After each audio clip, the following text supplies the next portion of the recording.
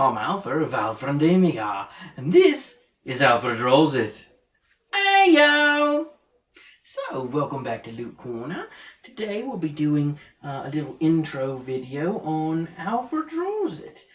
Just showing you the types of equipment that I use and that sort of thing to do the drawings. So, now, first up, I'm going to be using a different methodology than I normally do. So, or have in the past, because Omega went ahead and got me this nifty new little light pad here. But so in the past, when I wanted to draw something, I would go ahead and find something to draw.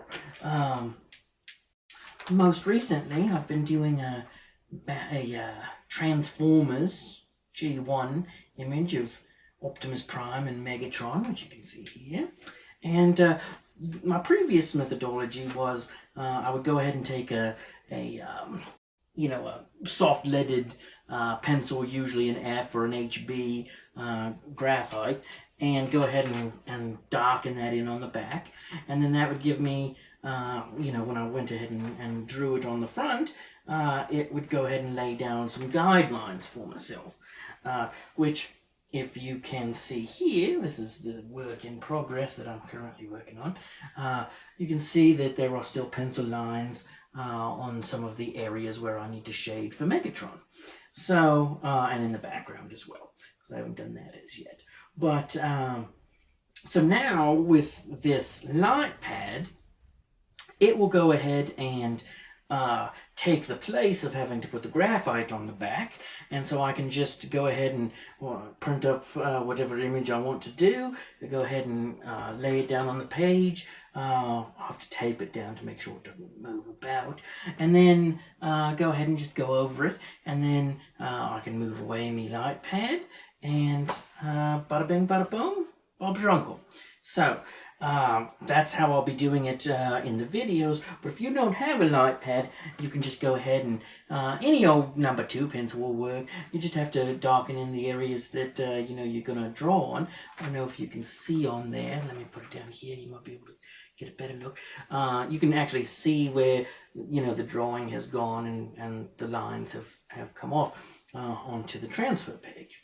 But that's how you get the basics of the image on there. I'll be using this paper by Canson. It's 98 pounds, 9 by 12. I think it's a nice size. And otherwise I'll be using similar paper that is 18 by 24. Those are the two sizes that I'll probably be working in at any given moment. Then a little bit about what I'll do the drawing itself with. I like these mechanical pencils that use the larger lead. They're really drafting for drafting purposes. So as you can see, it's got a nice thick lead there, and that really gives you a good drawing. Now for the actual drawing part, so I use the FB or the F leads to really lay it on the back. But then for the front, I use as hard a lead as possible, so that, there's no reason not to, because, you're just wasting lead otherwise, for the transfer. But going forward, I'll probably just use the 6H anyway, because it, lays on a less harsh line that I can easily erase.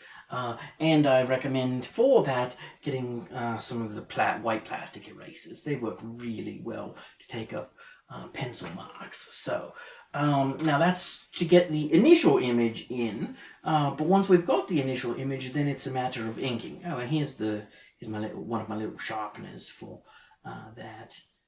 For those mechanical pencils, they, obviously you can't just stick them in a pencil sharpener, so it's got a little sharpener like that. And then, once we get to ink, I go ahead and switch over to repeater graphs. Now I've got multiple repeater graphs. I've got different styles. An older style, which has, a clear area there where you can see the ink filling up in. I've also got this newer style of, and by newer I mean I think it was the early 90s when they came out with these, a newer style repeater graph where you can't really see into it, but apparently these work actually function a little bit better. But if I had my druthers, particularly for when I am mixing colors to get a custom color, I like to use the ones with the clear so that you can actually see what color you're dealing with. Because if you do mix a color and then go away for the night and come back to it the next day, you will have to go ahead and shake it to remix your color in order to get you know, it back to the mixed color. And you can actually see up in here where it's either mixed or not mixed. Now these currently need to be cleaned. And how do you do that? Well, they have something called Rapido Ease, which is just a pen cleaner. And I like to get a large thing of it off of Amazon. I go through it relatively, I mean, maybe one of those things every year or two. And so what I do is I just, you know, fill this top with the Rapido Ease, and then I go ahead and fill this with 4 things of distilled or filtered water, and then I use my my Rapidograph ultrasonic cleaner. Now this is very much like a jewelry cleaner, so if you've got an ultrasonic jewelry cleaner laying around, you can use that. Otherwise, just, you know, check on eBay for these. They come up every so often. This is an older model. I don't have the lid for it, but I've noticed that when you've got it on, it creates a racket, but it doesn't actually create enough spillage to really worry about the lid, so I don't worry about the lid. And then I also have several of these Rapidograph HRSs, humidified revolving selectors.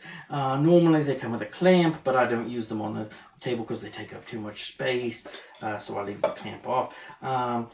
They have a little humidistat. I'll need to refill that, obviously. I live in the desert, so right now it's in the red, but these are actually empty, so that's not as and clean, so that's not as big of a thing. But if I was actually using these, it's best to keep them humidified, because that's how you keep your pens from having to, you know, go in and clean them constantly and that sort of thing. So and then yeah, inks. So I like the Transmix inks. The thing you have to be careful with is if you get these on eBay or something like that, you want to make sure that they're at least relatively new ink. Otherwise, you will run into trouble of the sediments and whatnot forming in the bottle, and then that's just a pain because it'll clog your Rapidograph and you won't get good lines, or, you know, that sort of thing. Now, the Rapidographs come in various point sizes. For instance, this is a 00 or a 0.3, and then here's 3x0, which is 0.25. So that's slightly smaller than this one. And then all the way up to, we've got a 0.35, and there are various sizes that go all the way up to really bigger than you'd ever want to do with a drawing. So these are probably the ones that I use most often, with the 0.25 being my mainstay. And then if I want a little bit thicker, I go with the 0.30, and if I want an even thicker line, I go with the 0.35. They're all pretty good for drawing. I will say anything smaller than the 0.25, the 3x0, is you've got to be careful of that, because usually those are for like a film stock or something where it's really slick, and if you've got paper, it can act basically like a needle and just pinch into the paper, and you'll be clogging your Rapidograph constantly, and it won't flow properly, and you'll just have a bad time. So I recommend staying in that. And then if you actually do need to go much thicker, you can. So this is what they look like outside of their little thing, but notice how thick that is. I don't know if you can see how thick it is. Check it on here and I'll compare it to one of these. So this is my 0.25, and then this is a 0.7. So as you can see there, this has a much larger barrel than that. And how it works is there's there's a little pin inside the repeater graph itself that when you push down on the paper, it goes up and allows ink to flow out. But then when you're not pushing down on it, the little pin falls and prevents ink flow. So, but that said, you don't want to be jostling these things about. You certainly don't want to shake them, violently. Certainly not up and down. If you shake them up and down, you're going to have leakage, or it's going to go into the actual. Let me show you how this looks taking it apart. So. Now this is a jewel tip, so that's why it's got the pink or red casing on the end there, and that's just for different kinds of tips. They have stainless steel, the tungsten, and then the jewel tip.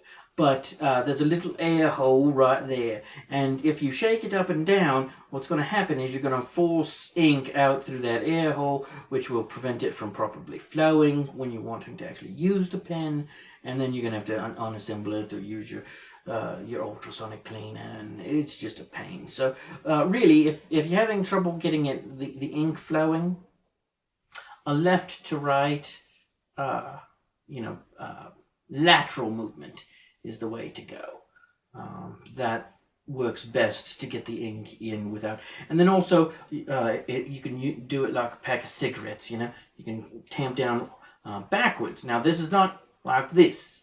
This is like this. What you're trying to do, if you've mucked it up in here and it's not clear, tap it on here. You've got this.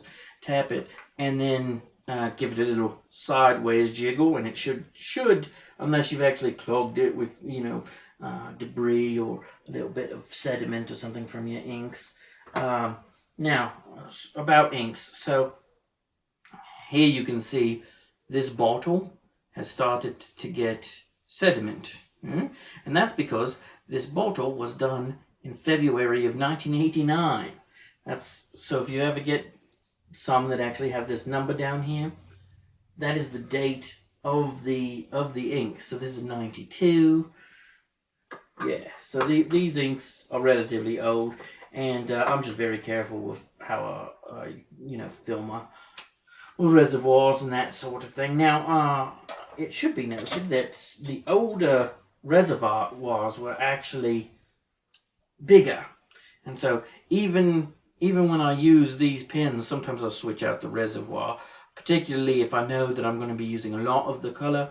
I make up enough of the color in the large reservoir that you can use it for an extended period, whereas if you've got it in the little one, you risk having to redo your ink color, and you'll never get it to match if you're really mixing your for colors. So yeah, otherwise I've got a little straight edge here, and I've gone ahead and placed some Scotch tape on the back, about I think it's 4 layers, just to get it up off the edge, because when you place your straight edge on your paper and you do a line with your repeater graph, if it's flush against the paper, the ink may in fact go in and sieve up into the area here, and then when you move it away, it'll streak and across the page, and you don't want that. So I'll put that on there just to keep it up off the paper, so that when you do your line, you're safe. Other than that, I've got I use a T-square, your standard T-square, and then here, this is a nib key, and what that does is when you've got this is actually supposed to be tight enough to where you need the nib key to actually break it open and unscrew the nib from the barrel of the repeater graph. So that's handy to keep around. And beyond that, yeah, like I say, I like the transmix inks, although the repeater draw, you just got to be careful. Any of the specifically made for repeater graph inks are good, as long as they are good. But just play around, get some, play around with it. As far as actual pins, some of them were completely round, some of them had I think that's octagonal, an octagonal thing. I actually prefer the octagonal. It's slightly smaller than this, and it makes for a good grip. So these are actually my favorite repeatograph style. And then I've got a parallel liner here on the table, but aside from that, not too many other little tricks of the trade. So now, what are we going to be doing? I think we'll probably do some Ralph McQuarrie concept designs. I think for the first few videos I'll go ahead and do pointillism style. After that I might switch it up to some cross hatching or other pin work. But for the first couple I think we'll do pointillism. So thousands of dots. Should be exciting. But yeah, we'll start with some Ralph McQuarrie. Might drift into some Star Trek, some Indiana Jones, whatever strikes my fancy. Or if you've got something that you'd like to see, in an Alpher draws it, go ahead and put it in the comments, and I'll slot it in line. So, but yeah, otherwise that's about it. So, well, until next time. That's this time. I'm Alpher and Omega's not here. So, ayo!